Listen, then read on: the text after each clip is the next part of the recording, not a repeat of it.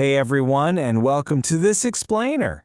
Today, we're taking a completely different approach to a classic, everyday language problem. We're officially ditching those rigid, frustrating textbook rules. Instead, well, we're going to learn how to intuitively feel the difference between two of the absolute most confusing words in the English language, to and for.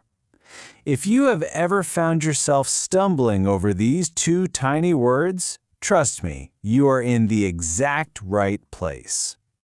Because let's be honest, we've all been there.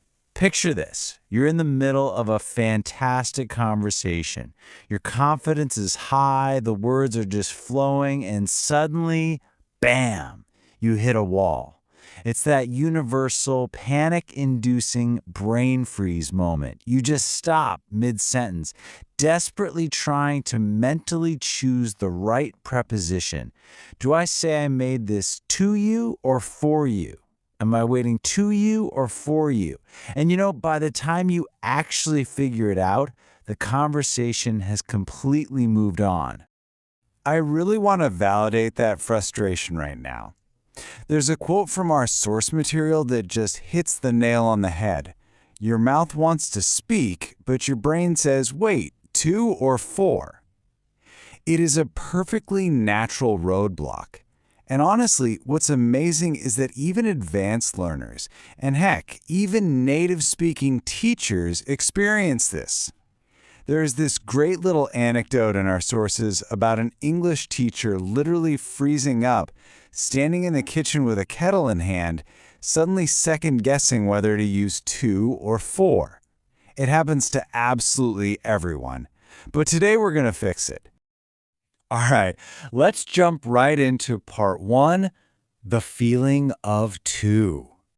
Let's completely redefine what this word actually feels like, instead of trying to memorize some confusing, endless list of verbs. To is all about movement, direction, intention, or a goal-oriented action. Actually, I want you to visualize the word to as an arrow pointing forward. It indicates exactly where you're going physically, or the specific action you intend to take in the immediate future. It's highly active, it is directional. So, that simplifies things into two very basic questions you can ask yourself. Where are you going, and why? When you're expressing physical movement toward a destination, or your direct, immediate purpose for doing an action, to is your go-to pattern. It is literally the arrow pointing right at your target. Take a look at these two sentences. I'm going to the kitchen and I'm studying to improve. Notice how they both carry this distinct forward momentum. In the first example, your arrow points to a physical place, the kitchen. In the second example, the arrow points to an intentional goal, improving. Both of them beautifully illustrate that active forward direction of the word to. Okay, moving right along to part two, the feeling of for. So we've established the forward-pointing arrow of to, right? Now let's shift our focus to for. This is a word that carries a completely different emotional weight and function in English.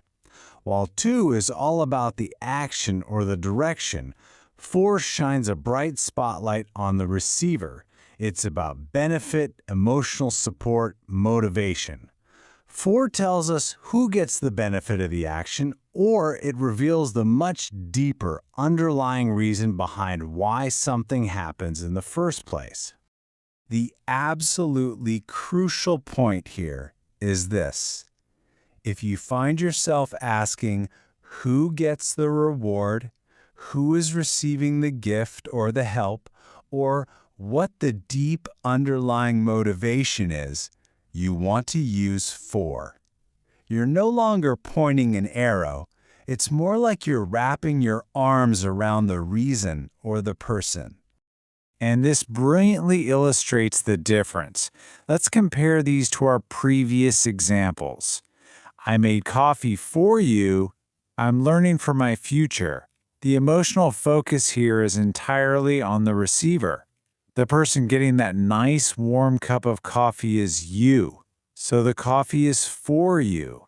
And in the second sentence, the overarching emotional benefit of all that hard work is your future. It is not just an action, it's a profound motivation. Let's roll into part 3, time and patterns. If you've been struggling with these words, this is the paradigm shift you need. It is all about how these two tiny words view time completely differently. It's fascinating, really. For often looks backward, at a result that has already occurred, while to looks forward to an action you are about to do. Look at this. Thanks for helping me. The help already happened in the past, so we use for. But I'm here to help you uses to because the action of helping is an intention, moving forward into the future. For looks back at a result, to looks forward to an action. Let's put this logic to the test with a very common, everyday situation that trips people up all the time. Imagine you're making a phone call. The person on the other end picks up. You need to explain why you called. Which word do you choose? Well, both of these are perfectly correct, but look at how the pattern shifts the actual meaning. I called to ask a question points the arrow forward at the specific action you intend to take, asking. But I called for help focuses entirely on the benefit you need to receive, help. It's the exact same scenario, but your choice of word shifts the listener's focus completely, from your physical action to the benefit being sought.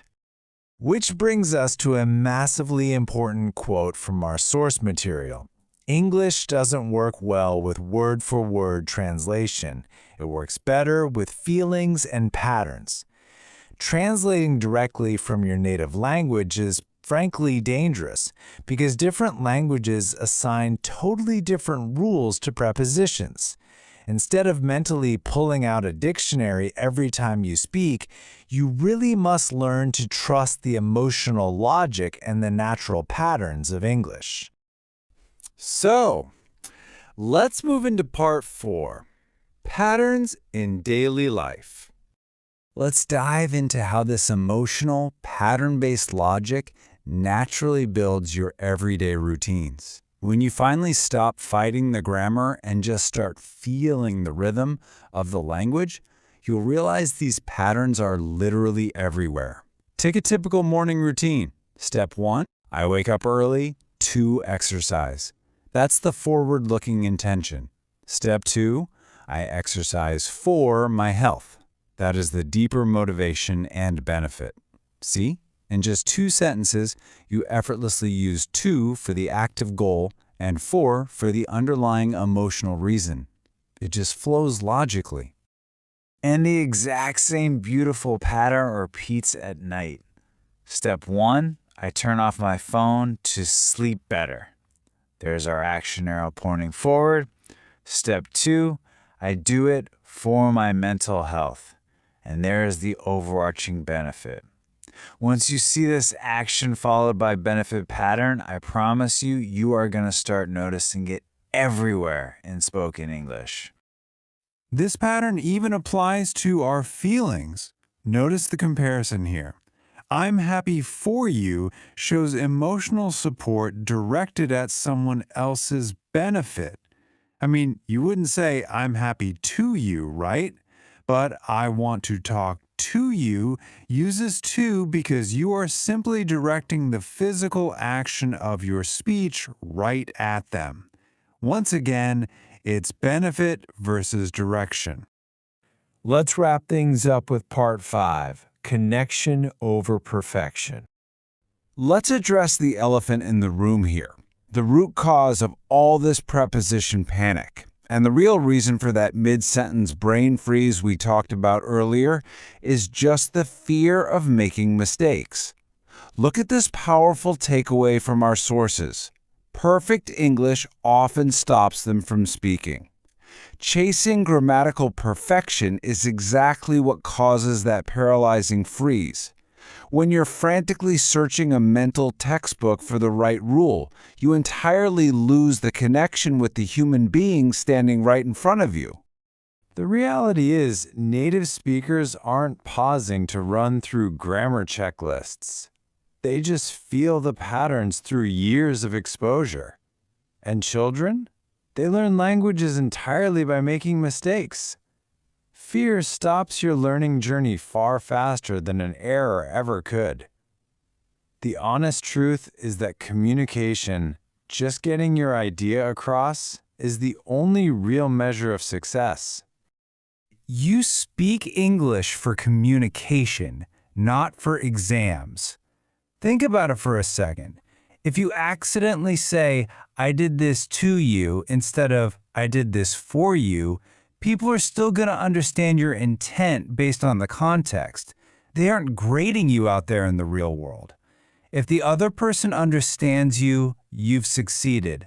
Perfection is an illusion. Connection is the ultimate goal. I want to leave you with this final kind of provocative thought, and notice how it uses today's lesson perfectly. Are you learning English to pass a test or for your future? Leave behind those rigid textbook rules, trust the emotional patterns of the language, let yourself make mistakes, and focus entirely on connecting with others. Because ultimately, that is what language is for.